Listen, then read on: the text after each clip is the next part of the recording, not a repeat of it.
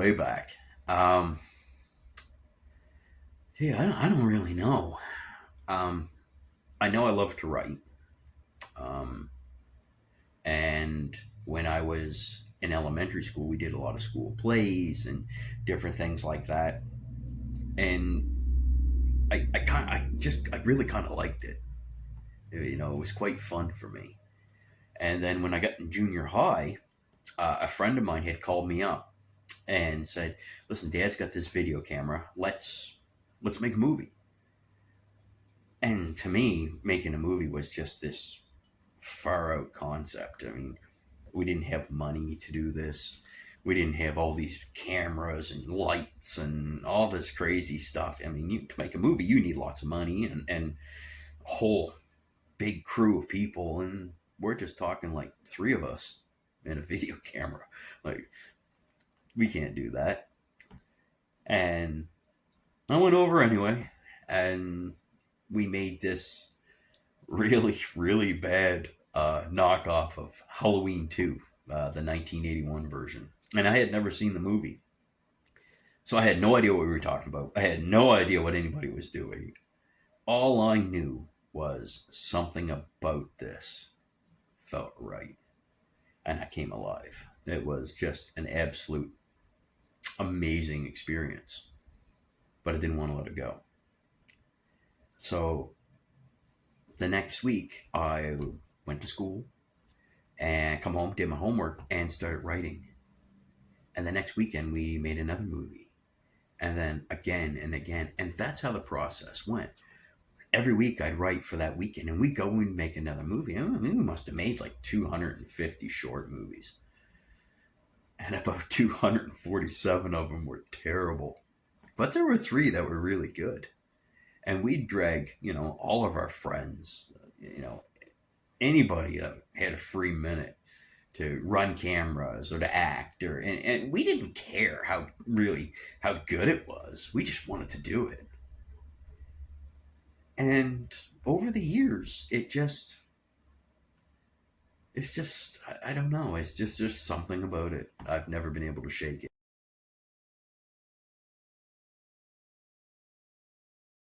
Oh, wow. What advice would I give anybody who's just starting out? Just go do it. Go do it. Have fun. Go do it. Forget about money. Forget about anything. Don't have an agenda other than you're just going to make a movie. Don't worry about, fancy gear, what camera you're going to use, editing software, any of that. Just go do it. Get your friends together. Go have fun. Make as many of these as you possibly can, but learn from each one of them. And as you go along, you'll start writing. You'll learn about editing software. You'll learn all this. All this stuff is out there for everybody now. I mean, you can go to YouTube, geez, anywhere and find it. You don't need a fancy camera. You get your cell phone, shoot on your phone. It's good enough. You're just learning. You can find free editing software. Get it. Make sure your computer can handle it. That it's got enough RAM and so forth, that'll support it. And learn to edit. Everything is out there. There's nothing really to stop you. Just go and have fun. You'll figure it out as you go. But the main thing is to just start.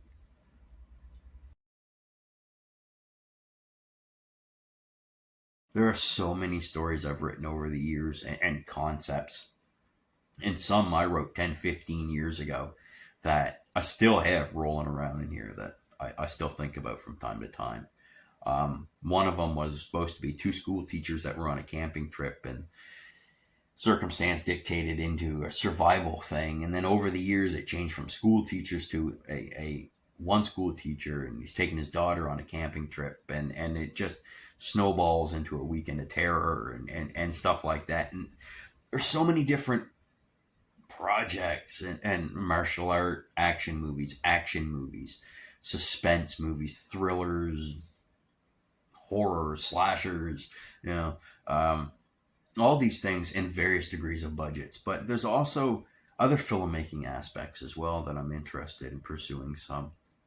Um, So there are so many different things. It all depends on what strikes first, and we'll just go from there.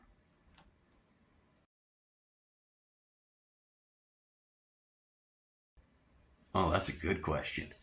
How do I approach it?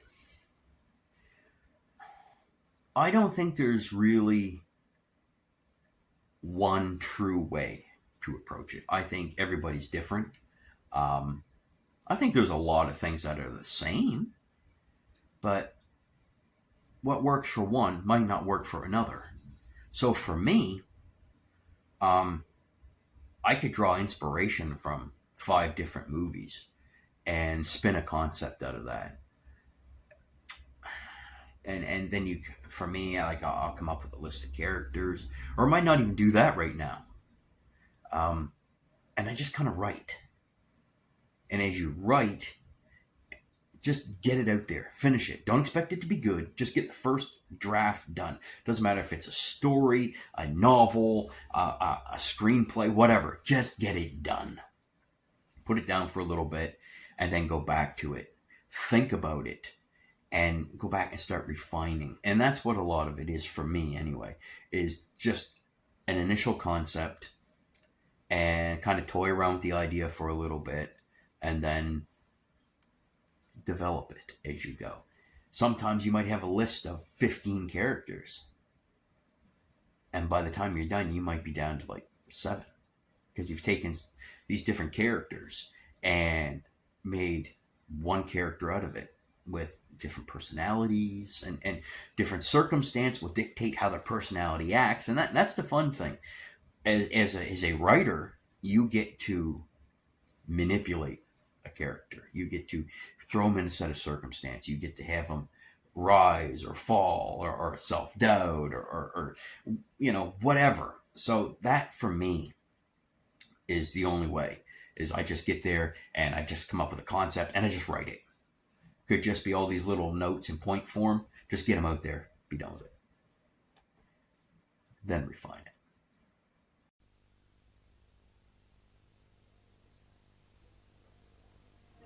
The sword, chosen weapon of the samurai. I won't fight you. 2 brothers. One lives by the samurai code. I am Yakuza now. The other lives for revenge.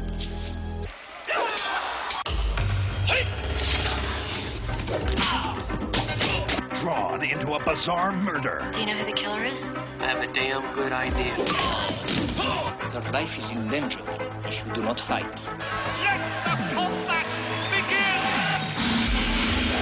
Where the world's most brutal weapons masters meet for money and fame.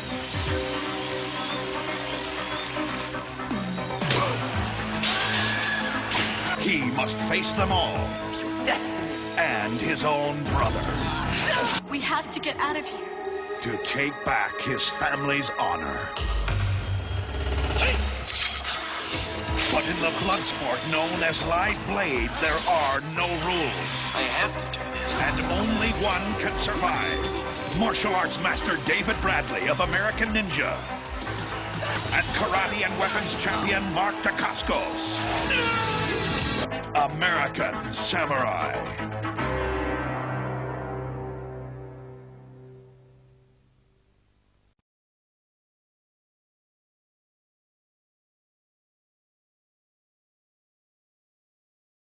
What motivated me? I had spent about 8 years working on this independent horror thriller, and we had just finished all the reshoots, and I was editing it, and the hard drive crashed, and I lost everything.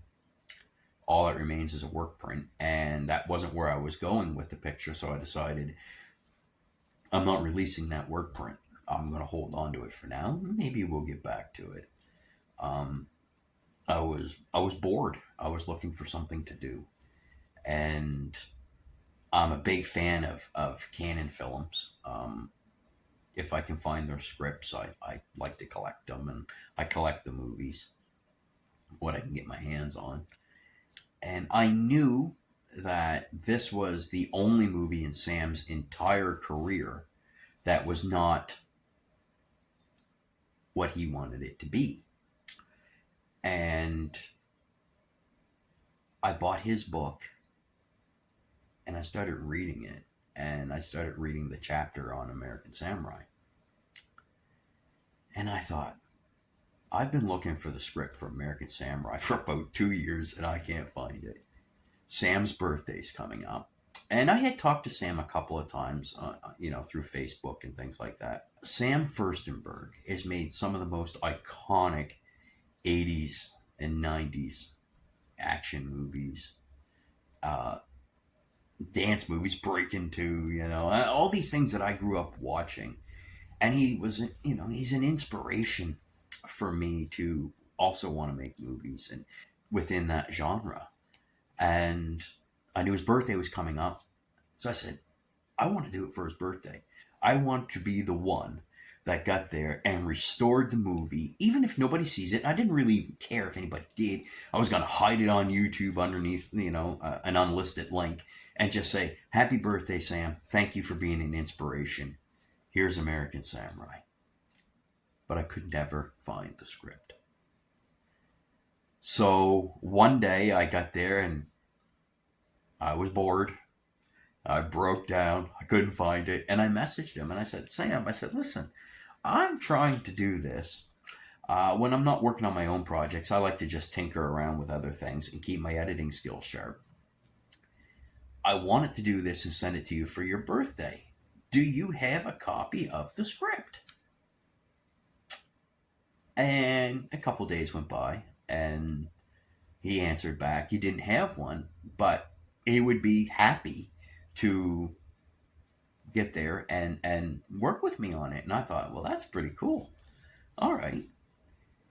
So I went and I wasn't really even sure, that this was going to work, if I could even do it. I mean, I had cut other pictures, just played around with them, but nothing of this caliber. Definitely nothing with somebody of the caliber of Sam Furstenberg. I mean, I didn't know what he would be like. I heard lots of fantastic stories about him, but I had no idea. So I kind of jumped out of my comfort zone. And I sat down and I looked at the ending fight. And I removed a whole chunk of it, put it together, and recorded it on my phone. And sent it to him. And I thought, after I sent it, oh no, why didn't I just export that file off, and send it to him? Now he's going to see it on a computer screen through my phone. Oh, this is not the way to make a good impression. As somebody who wants to work with you, who wants to restore your movie. I just recorded it on a phone. It looks horrible. And sent it to him. And I never heard anything for about 26 hours. And man, that was a long 26 hours, I gotta tell you. And all of a sudden, about 2 o'clock in the afternoon, I heard my phone ding. I had a message. I looked, and it was Sam. And he said, that's exactly how it's supposed to look. And I was like, okay, so you're going to forgive me for sending you this on a cell phone, and it looks horrible. I will help you, he said. I thought, right on. Okay, cool. And that night, my phone just lit up with messages from Sam. And here I am. I'm sitting here and I'm working with him on cutting his movie. My childhood hero is talking with me about his movie, helping me fix it. I thought, oh my God, it can't get any, it can't be any better than this. And that's kind of how it went. It was just supposed to be a birthday surprise. And then somehow we kind of just snowballed into making it bigger and bigger. In fact, I really don't know whose idea it was, if it was mine or Sam's, about creating the Facebook page. And it was probably mine. But I do know neither one of us expected the amount of attention we got. I mean, this was a movie Sam had made, and it was released. It didn't do very well. It went to video, and that was the end of it. And for 32, 33 years, it just vanished. And I just happened to pick the one movie in Sam's entire career that was never done right. Oh man, I could share a million of them. Ah, God. Let's say being completely terrified to approach Sam about this because the man is a legend. Um, I told him to Google my name, and you'll find that I did other movies and other things like that. So, hey, I'm for real. I'm terrified to do this, and I just wanted it to be just a simple little birthday present for you to say thank you for being an inspiration until it became this big thing. And thank you for taking me along for the ride. It's been amazing. It was overwhelming with the response at first. Like it was for somebody like me who was not used to something like that, it was a little bit crippling for the first little bit. I was, like, I didn't know what to say or what to do, and I was scared I might say the wrong thing and ruin the experience for these people. I might say, hey, listen, it's going to take us, a bit of time, but you're going to see this, this, this, and this. And then I ruin all the surprise. And I was really nervous about a lot of it because I really wanted to please Sam. That was, the thing. It's kind of like hero worship, I guess, in a way. He's pretty much the main guy that inspired me to want to make the same type of movies that he did. Um, if I could have half the career that man has had, I'd be blessed. Um, yeah, it's we'd laugh about it. The stories he would tell from his experiences working with Canon, and I mean, from a kid growing up in a small town who loves these type of martial art action type of movies, and Canon provided those type of movies. That this is the guy that walked the halls of Canon, the same halls with Chuck Norris and Charles Bronson, Michael Dudikoff, David Bradley, Steve James. Like, this is the guy, and I'm sitting here and I'm talking to him. It's like, this is cool. This is unreal. I can't believe this is happening. And the first time that we talked face to face, I was so scared. I was just sitting there, yes, sir, yes, sir, yes, sir. Not a problem, sir. Thinking, oh my God, this is the guy. This guy's talking to me. Like, wow, I've made a breakthrough here of something. Like, I can't believe he's going to allow me to do this. And because I really thought I screwed it up when I recorded that ending fight on my phone and sent it to him because it looked bad. And and I have to say, because I know at some point Sam's going to watch this. Thank you to Sam for everything. You truly are an inspiration. Thank you, my friend, for taking a chance on me and believing in me to pull this off. It's been amazing. Thanks, Sam.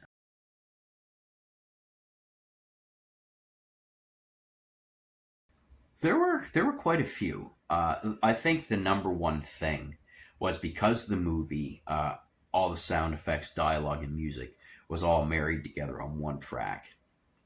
That was a very hard point. I could flip the visuals and I could do all that stuff, but the sound would be a really rough thing. How am I going to fix this?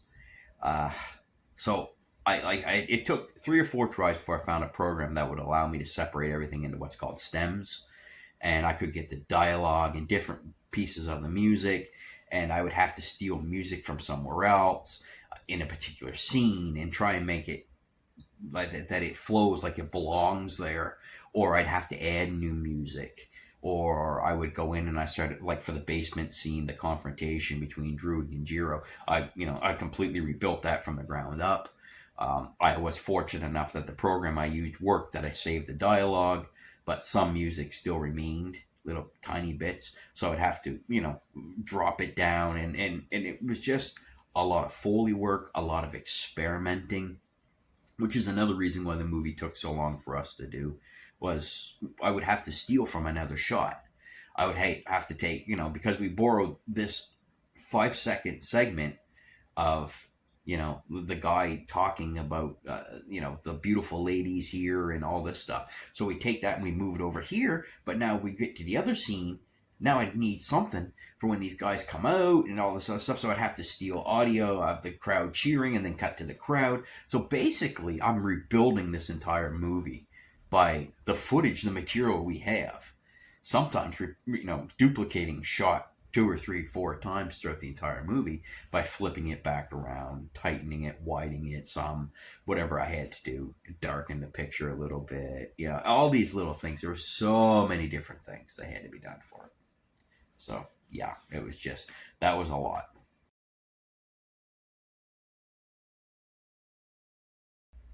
Unbelievable. Amazing. Just, he's so giving and so gracious and patient and understanding. Like, he treated me like an equal, and I mean, I had never met him before. Like I said, I had talked to him a couple of times. I had heard these fantastic stories about him, that he was all these things, and I was quite nervous. Like, how's he going to be? Like, this is the real deal to me. This is one of my childhood idols that made me want to make movies. He's a legend. He's made, let's just throw a few out there. American Ninja, okay, huge movie. American Ninja 2, Ninja 3: The Domination, Revenge of the Ninja. I mean, movies that Breaking 2, movies that just were pulp culture and kicked, box office and video rentals into the stratosphere. This is the guy, This is him. My favorite of Sam's just happens to be with Michael Dudikoff, and it's Avenging Force. I still watch it to this day. It's a classic. I'll never forget when I approached Sam about restoring American Samurai. And being as terrified as I was, to talk with them, we booked a time to talk, and he called me. So we're sitting there face to face talking, and I'm in complete awe. I mean, this is the guy that's made my favorite movies, that's inspired me to want to make movies, to write, to act, to direct, all these things. And I'm sitting here talking to him, and he's amazing. He's so charismatic and animated when he talks. Like, it's phenomenal.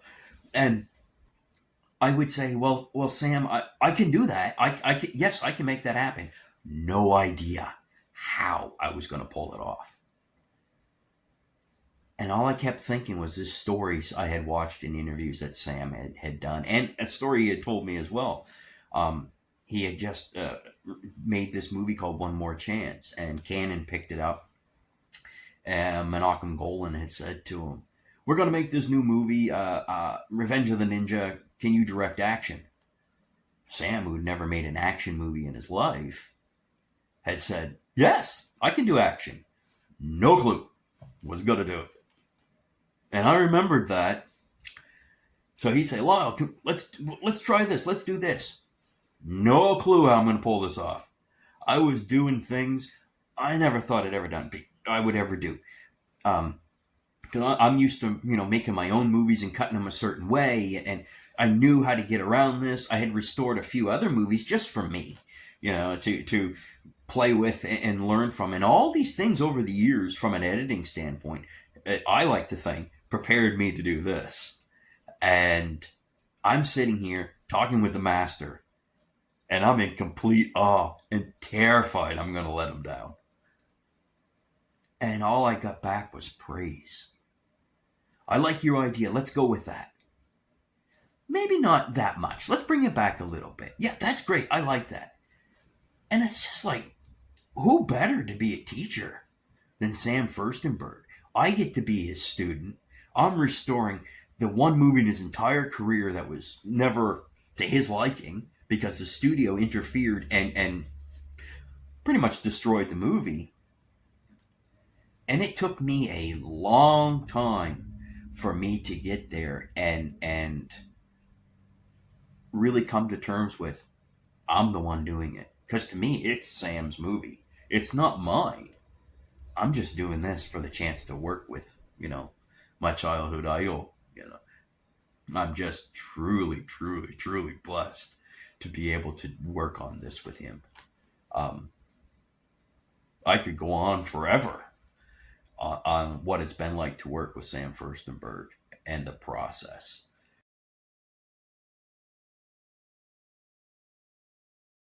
Oh man, how about the entire movie?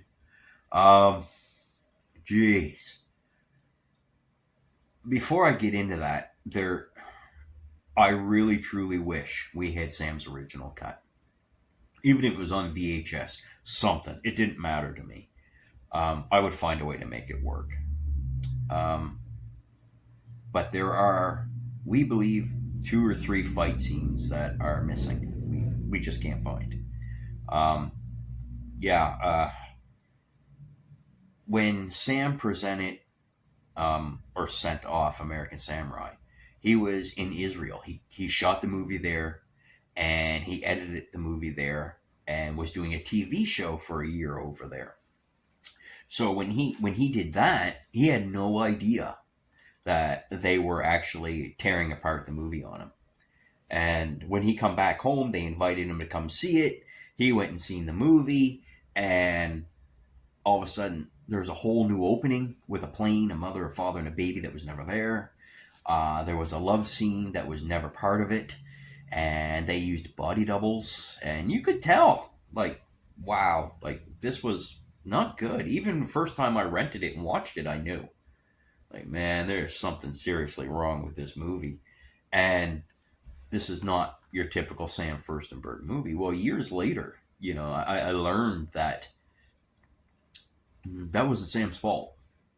The studio went and they hired another editor, and they took what was supposed to be, it was set up like American Ninja, where the movie just starts, and as the movie goes along, you learn about the hero and his past and things, and a little bit, it keeps you engaged.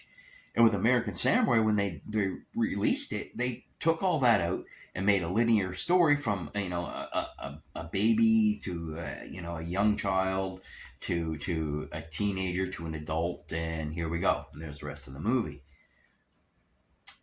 And from a linear standpoint, it made sense. You could watch it. I enjoyed it. But as I learned, this movie was totally torn apart. So what we did is we removed a couple of scenes that were never part of the original production. And then started going through scene by scene and shot by shot and rebuilding stuff. The bar fight that David Bradley has, that was totally butchered. There were shots out of order. You could still watch it, and it was coherent enough. The movie made sense. But logistically, from a filmmaking standpoint, it was all over the place. So that was fixed. All the shots were put back in order. But it made it complicated. The whole movie became complicated because all the sound effects, all the dialogue, all the music, and everything was now on one track. So they were all married together. How am I going to separate all this? So I used some programs I found online to pull the dialogue away. Sometimes it worked good, other times it didn't work well. So I would have to take a moment of silence from that scene and just keep replicating it so that I would get the background noise. And sometimes I would take parts of the music and mix them around to cover up any of the issues in sound or anything. So there was a million ways to cheat around scenes, and not all of them were torn apart, which was good, but there were some that were really, really bad. One in particular was a scene with David Bradley and Mark Dacascos, and it's a confrontation scene between the two of them in a basement.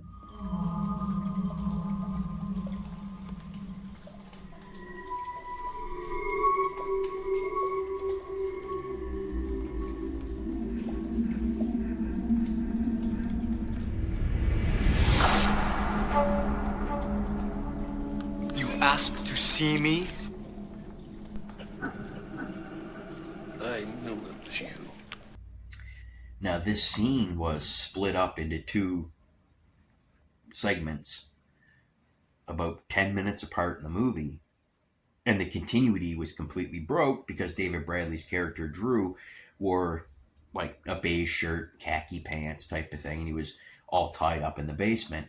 And then a little bit later on, he's wearing his kimono and he's fighting in the arena, and then it goes back to him in the khaki shirt in the basement, and you're like, that doesn't work. That never made sense ever from day one, but I let it go because I was just enjoying the movie. Well, now I'm sitting there and I'm looking at it and I'm going, oh man, I don't know. This was the only scene that really, really, really bothered me. Was this one? It terrified me. I had no idea I was going to put it together because it's cut with the Bam Bam and Conan fight. So if you start removing Bam Bam and Conan, moving them over there, when you start putting these two characters together, Drew and Kenjiro in the basement scene, all of a sudden it's not fluid. There's material missing. So when it's cut together, Mark Dacascos' character Kenjiro would be standing here, and then all of a sudden he's over here. And I was like, well, how am I going to get away with that? I got nothing to cut to. So I would steal a close-up of David Bradley or a shot of Mark Dacascos walking and then put it all together, and I would flip things around. If something was, reversed in the original cut, then I would flip it around and make it go forward. I would slow it down. I would speed it up. And when I had it all done, music would start and stop. Sound effects would start and stop. The visual looked good. Their dialogue was good. And it just so happened that one of these programs I found online actually worked, that I could strip the audio out. So in that scene, I completely rebuilt the background noise, the leaky basement, the footsteps, the music. I put new music in it. I basically rebuilt the scene from the ground up, and it left me with this major issue. The color temperature changes. It's nice and kind of warm and kind of dark, and then in the next scene, the next segment that was 10 minutes later, it's brighter. So when you start putting together, it's darker and it's brighter, it's darker and it's brighter, and it's like, oh my God, where can I find a neutral color to change all this? And it ended up that after months, and I mean months, of playing with this scene and then putting it down for a bit, working on another one, and we can go back and forth. I keep writing down all these notes. Okay, let's change this. Let's try this. In the end, I found this overlay, this goldish overlay with some light rays into it and a little bit of mist. And I laid that down over top of it. And it kind of made the whole picture, that whole scene, pretty much the same color. So now the scene works from music, from sound effects, from dialogue, and a visual sound point. So that was the absolute roughest scene to put together, was that one. And then there was Bam Bam and Conan's fight, because that scene was cut with the basement scene.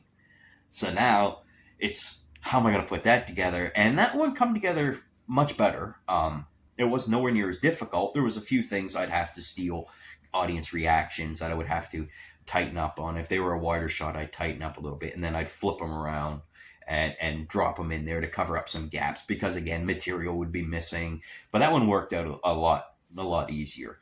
just about every scene there was something in somewhere, little tiny bit here and there. And then we went through and we started looking a lot at exterior shots of the warehouse. Yeah, they were kind of dated. Um, let's redo those. So we would find warehouse exterior shots at night, and then we'd start adding moonlight, and then images of cars and people walking, and we started blending all these images together and come up with a whole new exterior shot. And then we'd have to remove all that and just have the exterior here before the people came, and oh geez, there was just so many little things. Zooms added into shots that were just static shots. We replaced the exterior of the nightclub and had this beautiful drone shot going over a mosque and kind of coming down and zooming into this warehouse. Sam found that and manipulated it some, and I colored it, and we put it in there, and we toyed around with it and tightened up the shot a little bit and put it in there. And then that left an issue. Now we got this gap where there's no music because it was already playing through. So what do? I put something else in there from the scene before, and I just kind of stretched that music to play a little bit, and then it faded out as the new music played in. And now we're on to the belly dancer inside this nightclub, this bar. So it's just a whole new opening when they arrive in Istanbul. It was just originally a plane and some stock footage of around town, I guess you could say, in Istanbul. And then we looked at that, and it was just like, okay, even from day one, that footage of the police officers and the cars and the people walking and stuff looked really, really dated.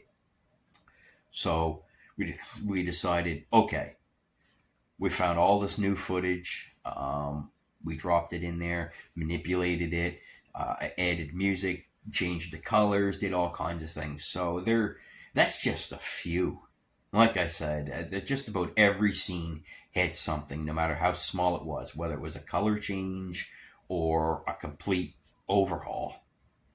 There are so many different things that were done. It's impossible for me off the top of my head. I think Sam's got a running list of like 45, 50, 60 things we have done to that movie.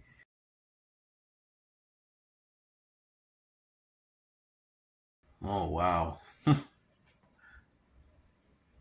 it's kind of scary, actually, when you think about it. The first time the movie was released, it didn't perform that well. It just kind of was out there and then disappeared. This time, I hope they love it. I really do. But you never know. They might hate it. It might fare better. Yeah, it was good. Yeah, all right. And they might just go right stratospheric and bring a whole new life to this movie on ways Sam and I never even thought of. I don't know. I really don't know. It's a good question. I just really hope for all the work that we did, they love it. They appreciate it, because Sam and I really did not know that this movie had that strong of a following. We didn't until we announced that we were doing this. Man, my phone lit right up. I had people from all over the world messaging me all night long. I messaged Sam and I said, holy cow, like, oh man, this is insane. And he said, I told you once you released that first trailer that this was going to happen. And I was not expecting it. I was in a state of shock. I really, truly was. It was extremely overwhelming. I had to put the phone down and go for a drive. I was not expecting it. From an amateur independent filmmaker standpoint, I'm being thrust into the spotlight now on a whole new level, and I didn't know how to deal with it. But people were really good about it, and we had some really good conversations. They had a lot of questions and things like that.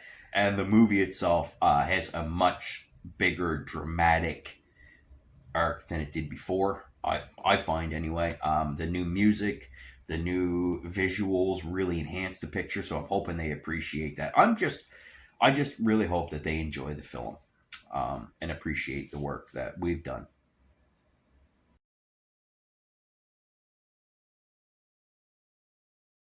Story structure. structure of the movie, where the scene's going.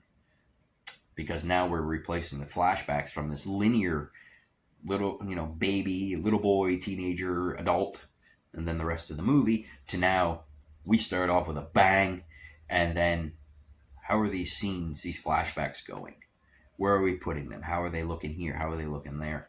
All these little things. Really, the whole entire movie as a whole was a constant focus, because you can cut a scene and then you think it works well, and then when you start watching the movie, you'll notice it slows the movie down.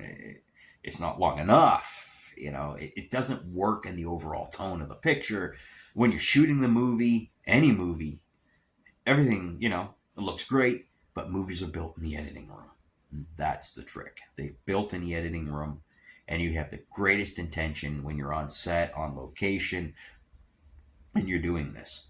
As a fan of the genre, the martial art action genre, I had to completely go into it from a totally different perspective.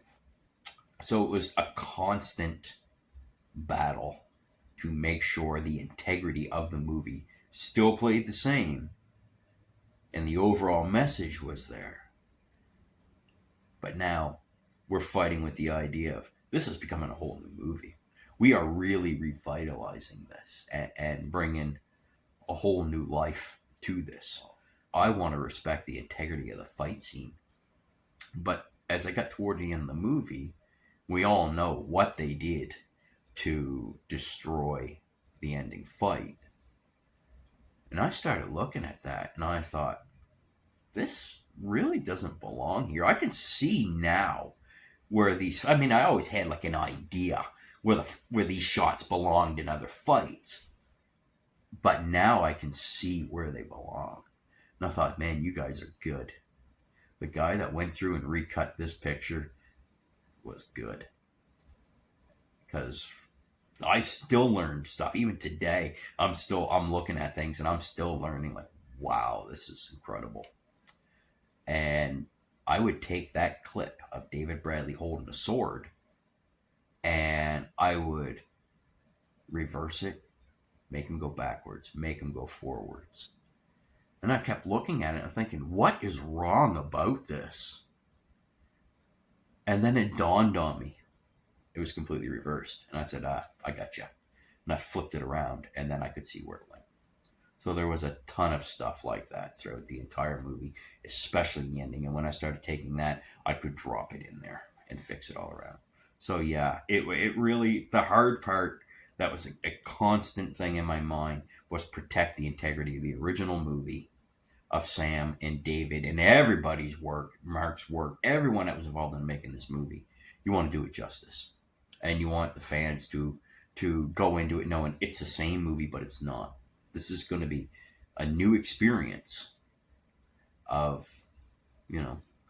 of a, for some people, a personal favorite. All of it, really. The entire movie. That was a very, very hard thing. A lot of people wanted the movie in 4K.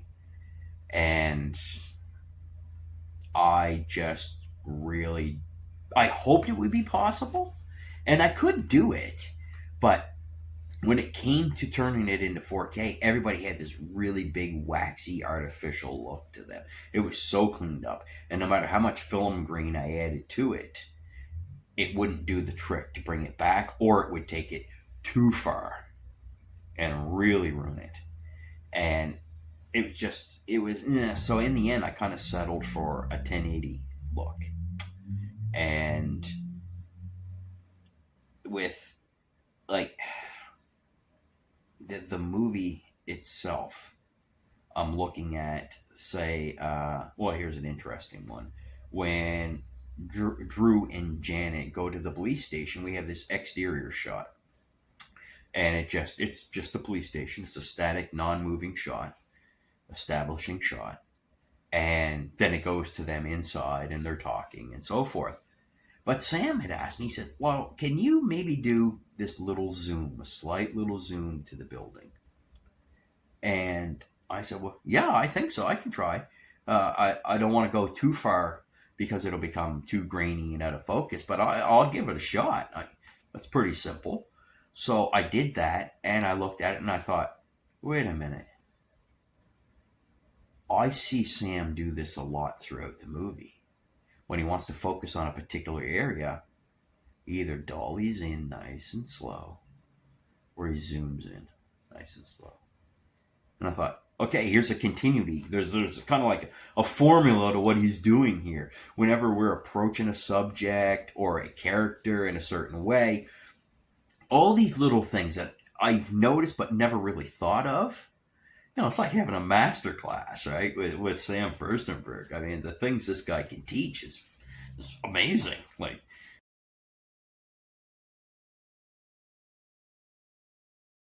these fight scenes I had mentioned earlier were just they're fantastic. They're great. They're tight. They're fast. These guys are pros.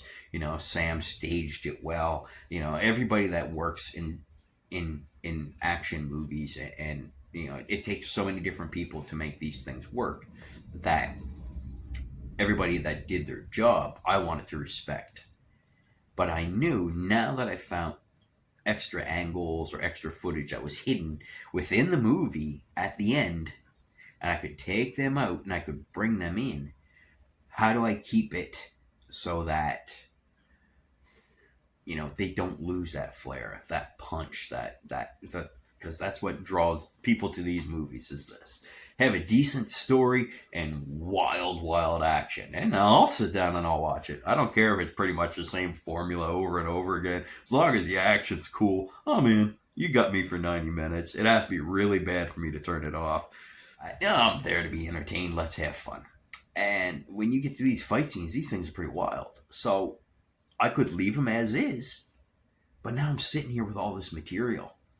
And I was like, oh, where does it go? So I'd start looking around. It's like, oh, this is where it goes. So I would cut the scene, and I'd send it to Sam. And I'd say, pay no mind to the music because it's going to drop out.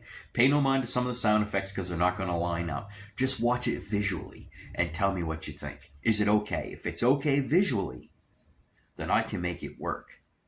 And he was coming back with, like, this is intense. You've taken segments from another scene and put it in here, and the fights got a little bit longer. And by today's standards, you want your fights to be bang boom and over, but back then fights were a little bit longer, and Sam likes to show the people doing the fighting, and so I would look at it and I would say, okay, let's put this here. But if it's going to distract too much from what we've already saw or that we already know, we can't do it. And it just worked out that the fight scene between Anthony and Mark, is one of the best fights in the entire film. And Anthony plays the bald fellow with the long ponytail with the razor blade at the end. And that fight was intense to begin with. Well, now with the existing close-ups and mid-shots that I found, I put it back together and I watched it and I thought, man, this thing's insane.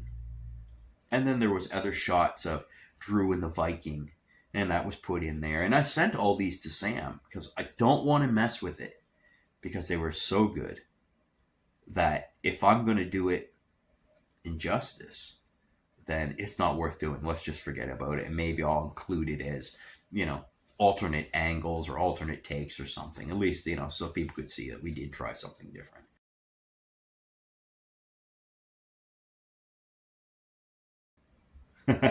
Very closely. Very. I wouldn't change anything unless Sam approved it. So I would send Sam a scene, and Sam would come back with yes or no, make adjustments. It was a fantastic collaboration. It really was. I couldn't have hoped, dreamed, or anything that it would be this good.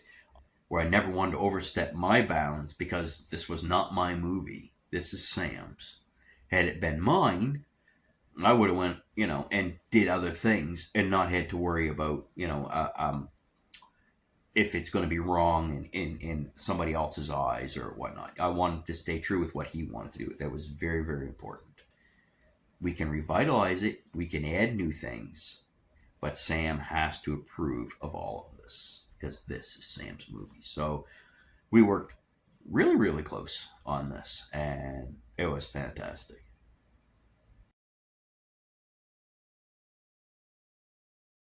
A lot, a lot. From finding footage hidden within the movie in the ending, and I mean, I always saw it, but it really, and I knew it belonged to other fights, but I never really knew where it went. I just knew what fight it went into until I started going frame for frame, shot for shot, and then I knew. And then when I started pulling them out and dropping them where they went, it was like, wow, and this is fantastic. Like, it really, really makes sense now. Everything makes sense. And like, there was just so many things. Some of them not good. You're sitting here and you're looking at it and you're going, oh, I don't know how I'm going to fix this. And like, you would have a shot of Harrison in what I call it the bullpen, but it's where all the fighters are sitting there and they're waiting. And 1 minute he's in his plaid shirt, and the next minute he's in his fighting sleeveless brown t-shirt, and then he's back to the other one again. And so where did this belong? Like, we're looking at this. And I started paying close attention, and we, combine that scene. So you'll notice scenes throughout the entire movie are moved around, and shots are moved around. Like, this movie's really restored from the ground up.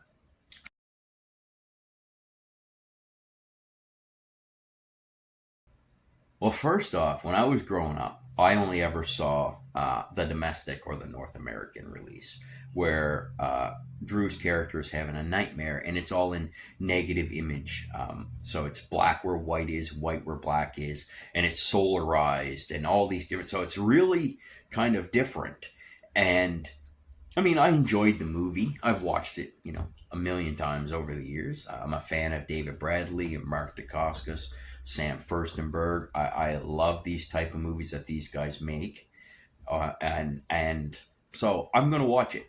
And then years, and I mean years later, I was killing a little bit of time watching old martial art movie trailers and some of the movies I grew up with, and somehow, some way, I stumbled onto an uncut version of American Samurai, and I sat there and I watched it, and I was floored. Like, we're seeing this guy's hand go flying off.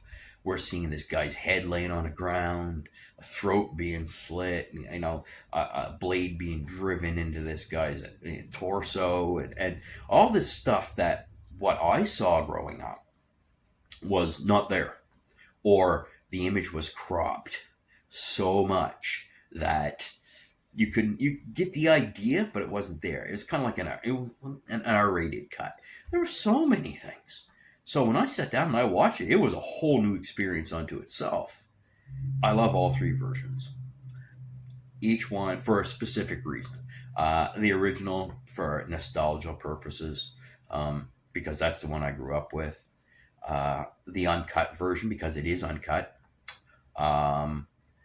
It's just not what Sam had originally envisioned. It's still the order of the scenes and shots is still all the same as the North American or domestic version. It's just uncut, so all the gore and brutality is there.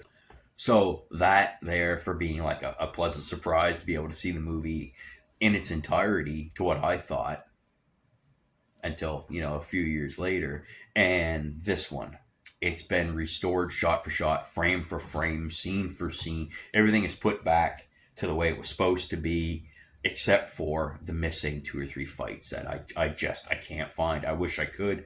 I cannot find them. And if I ever found them, I would go back and I put them in a nanosecond. Like, I wouldn't waste any time at all. It's a chance for me to work with a childhood hero. And that to me is well worth the year that it's taken to do. It's been an amazing experience for me.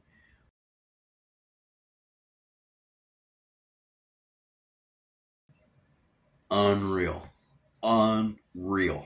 When we announced that we were doing this and I put out the first trailer, everybody went nuts. I mean, it was all over the internet. that Sam Furstenberg and Lyle Goodwin were teaming up, and nobody knew who I was. I was just some little independent filmmaker working with, and I can't help it. I call him the master. To me, he is. He's made some of the best movies that I watched growing up. I'm biased. I can't help it. But yeah, I would have to say very, very pleasant. I mentioned earlier that it was quite overwhelming from the initial response that I was getting, because the people were everywhere, and my phone was going off with messages nonstop from uh, the United States and France and England and Germany, and the people were everywhere, and I was just I couldn't believe it. Like, I didn't expect that. I wasn't used to anything like that. But so far, the fans have been amazing. And I say so far just because as I'm doing this right now, we haven't released the movie yet. We're a couple of weeks away from releasing the movie, and I just haven't told anybody that yet. Only Sam and I know. And so, surprise when you watch this one. Yeah, we were way ahead of the game. And I'm really sorry I couldn't give away all the answers, because if I gave away and told you, hey, I'm going to ruin it. And I didn't want to ruin it. I wanted to be this great big surprise.